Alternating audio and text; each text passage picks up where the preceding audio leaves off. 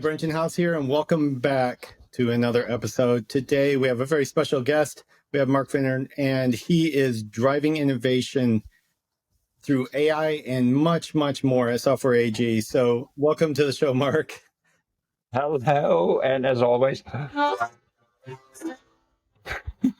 Musical what are the guest as well. topics? What? Yes.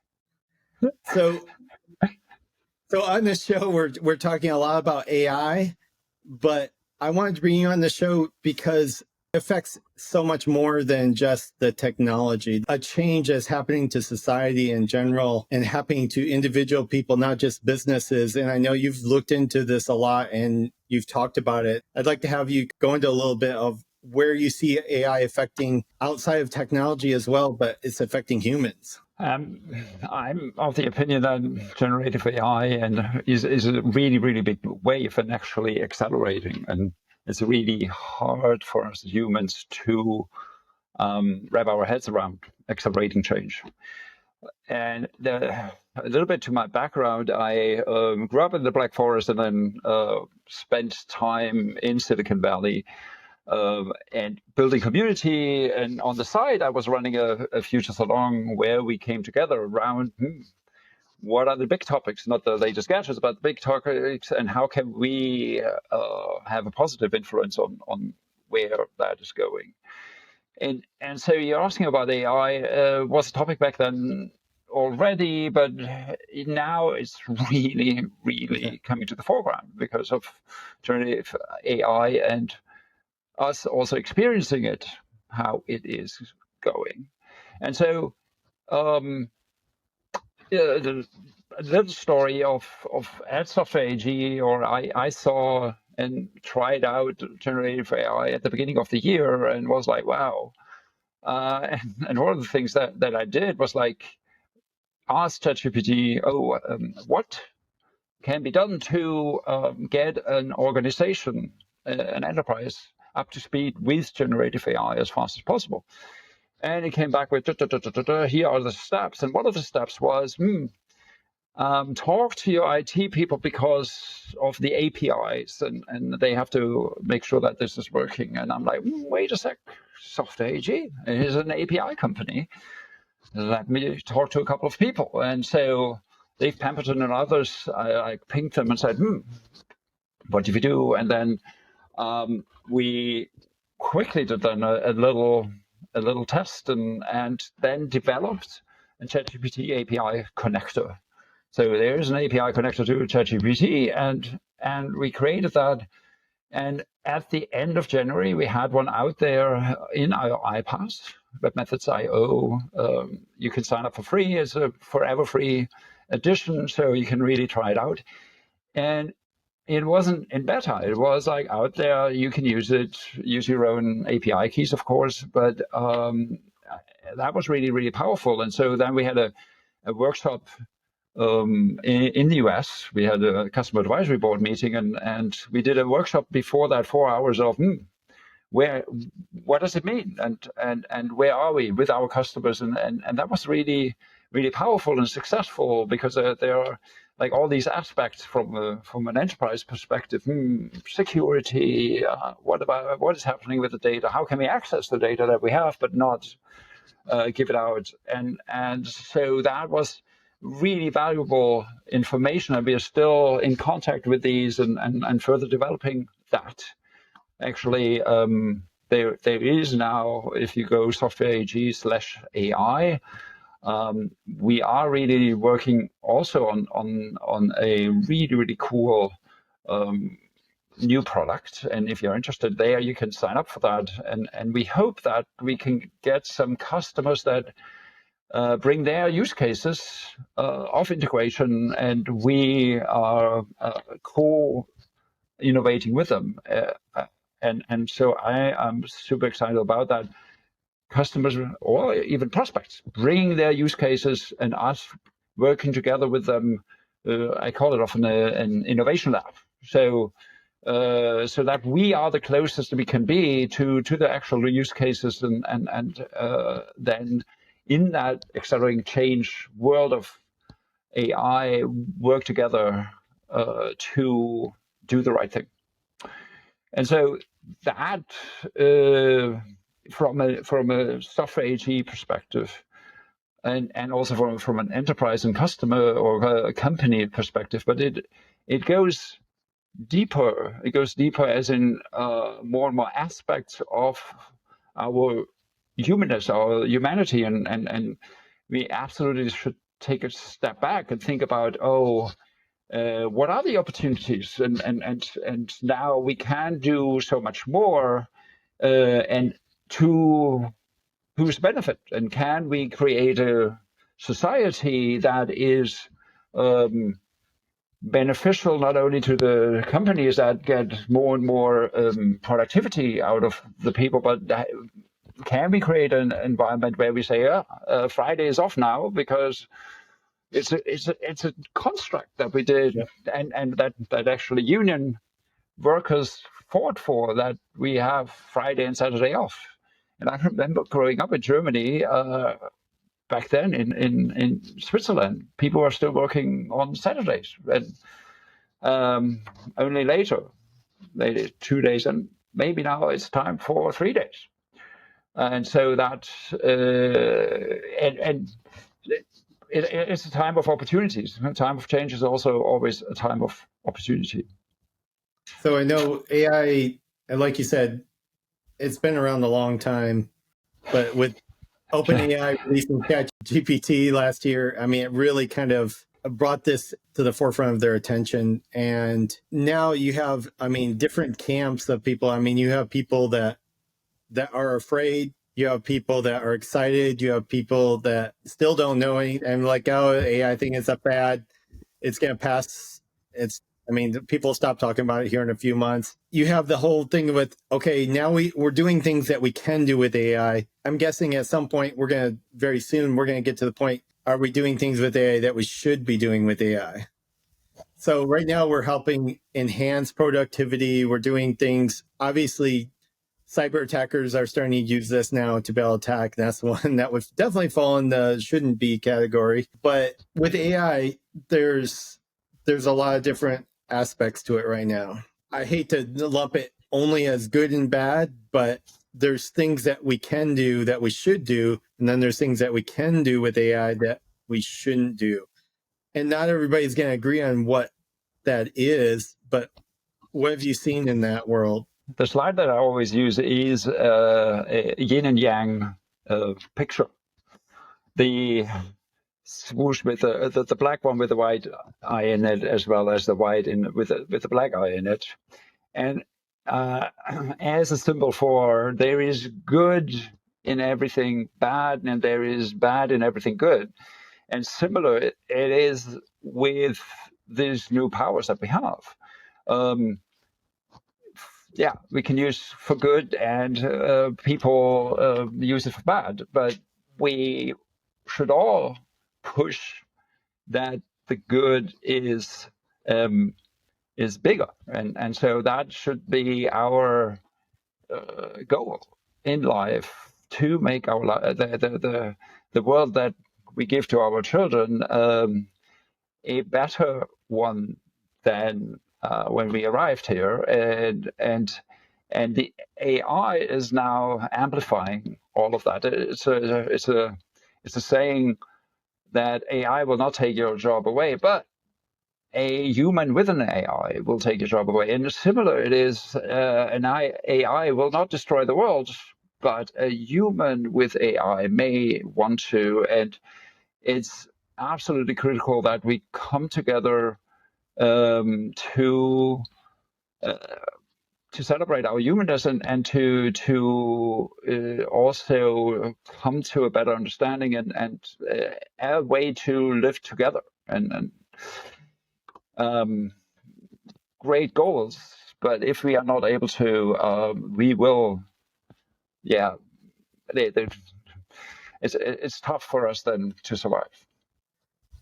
At some point, people as humans, we disagree on things often. We're going to disagree on how AI should be used, where it should go, what kind of regulations there should be, what is acceptable, what is not acceptable. There's a whole new kind of world coming, and there's going to be a lot of questions, a lot of people having to have conversations, and in the end, someone's going to have to decide something, but then you're going to have a whole segment of society probably that will disagree with it.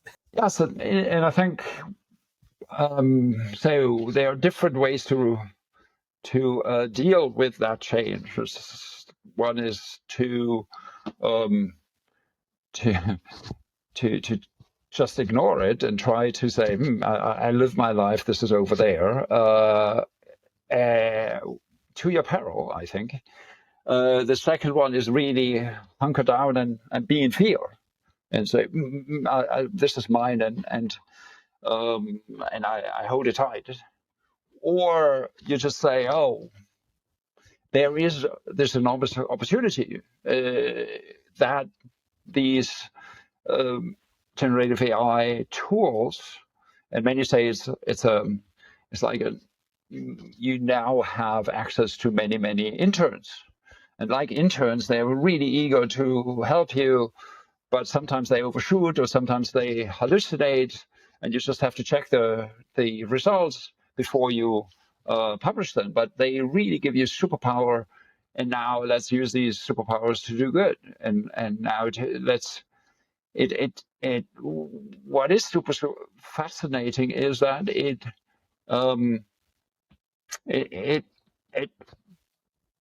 asks interesting questions, or forces you to ask interesting questions. What is my humanity, or what makes me unique? And I love Kevin Kelly, who is like saying, don't fear the AI. It never can replace you as a human, and you should play exactly what makes you human and what makes you different. And so one of the fascinating things is that the learning of the AI is all the things that are on the internet. And so stories like Snow White has been Disneyfied, and tons of information and stories are out there around that. In my neighborhood, there is a character called Waldschrat. And a Waldschrat is an older guy that is at least partly living in the woods, and has exited the regular society, but it's really interesting. And if you ask ChatGPT and the picture making, what a Waldschrat to show a Waldschrat, they come up with a very Disney-like little mannequin, which isn't a Waldschrat. And so I am super fascinated that is more or less at the corners of the knowledge of the AI. And now I pinged all of my friends and said, what is a Waldschrat for you? And these responses said, I would like to generate some of these. And that was absolutely fascinating. The responses of the people saying, this is a Waldschrat, and then feeding that into a picture generation engine, and the different things that came out of it. And so think about what is the Waldschrat for you in the life that you lived, or and play with that. As you said, AI, I mean, a lot of these machine learning, these models were created by just scraping the internet, scraping Twitter, Reddit, everywhere. As you know, a lot of people are using AI to generate content for their blogs, for their Twitter, LinkedIn, everything. So what happens when models are updated and they are now using AI generated content as a source for the new information to go into a model? So it's basically AI content training AI. How does that work? That is also super interesting. There are some studies that came out to say, similar to when you record a song from the radio on a tape, and then you copy it on the next tape, the quality goes down and down. and similar then the quality of the answers, and um, it I think is a real problem that um, we will have a tougher and tougher time to figure out what is true. So we are on the brink to don't know what true is anymore, aka we uh, collectively may go all crazy because what is real? I mean, we had that already in the last elections without even having the possibilities of AI to skew truth, and we are um, in a really tough Yeah. position in that regard. The other aspect is, when you don't uh, know what truth is anymore, then it's getting more and more important to meet face to face, not over a video anymore, because who knows who you really are? Am I really talking to Brandon, or is that an AI that is talking to me? And so I think festivals and family gatherings and town get together. I was just at one from a men's choir that was happening the last 2 days, and it was really marvelous. And it is because of the nature of humanness that comes across there, and you can't fake it, at least not yet. I think if you a lot of AI generated video, it would be tough to convince someone that you're talking to a real person, but it's growing exponentially in quality. So, I mean, it won't be long at all before you will be able to have high resolution quality video, even possibly live, where you can have it not be a person and actually be artificially generated video, artificially generated voice. You can replace the background. You could do all this. I mean, the technology is just beginning, but it won't be long. I have to look up the exact person, but there is I thought it was Instagram personality who was training an AI on all of her posts and videos, and is offering for her fans to have an interaction with that generated person avatar, and they are paying good money to do that, and she is making thousands of dollars every month for someone that is simulating her, and so this is here already. Yeah. And they sign up for it. They know that it's not her, but it's the closest, and it's good enough for them, and it's only getting better. I know Runway AI has like a text to video, and it will generate a couple seconds. Like their version 1 was something that resembled like claymation, and then V2 was a little bit better, but it only generate a few seconds of video. I know. I remember that you once took a little bit of video from me and then sent it back to me with something, and Yeah. I was like, no. So I have not tried that out. Yeah, it's and that's like scary area for me. So it's interesting, but there are so many interesting things that I didn't get around to try that. It was a month, maybe a month or so ago, but one of the big stocks, I mean, the stock market went down because someone faked being like a news agency, like Associated Press or something, and posted picture of what looked like a terrorist attack, maybe on some kind of government property. I can't remember the details of it, but it was enough to convince, which shows you that a lot of things are less, they're more based on perception than they are on reality. So if you can change the perception for things using AI, then you've also changed the reality of things. Right. So, and that you can do positive and negative. yes, absolutely. And so what do you think are the best things that can be done to help? Is education our biggest tool that we can use to try and help people? I think it's realizing, Stuart Brand has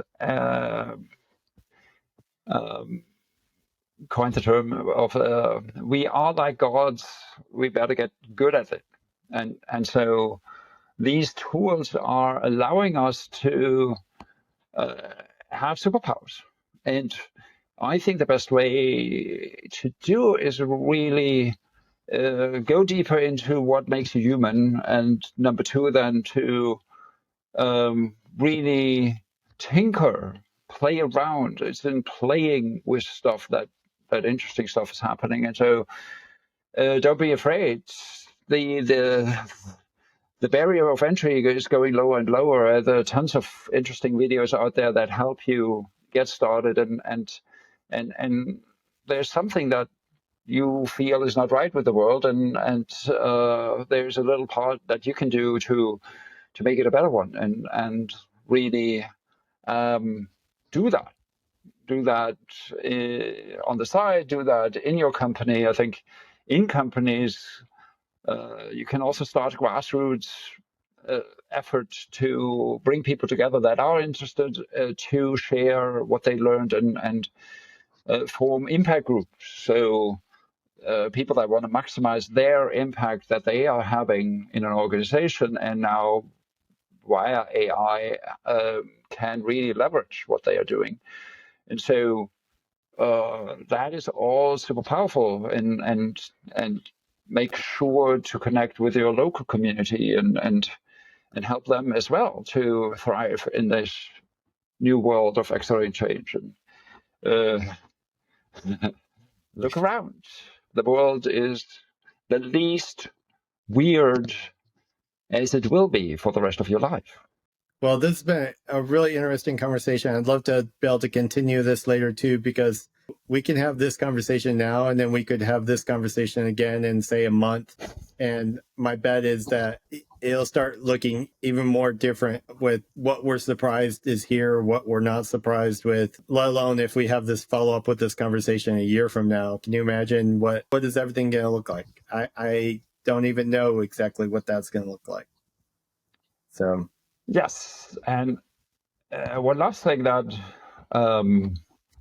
you may want to put it in a second installment of this podcast.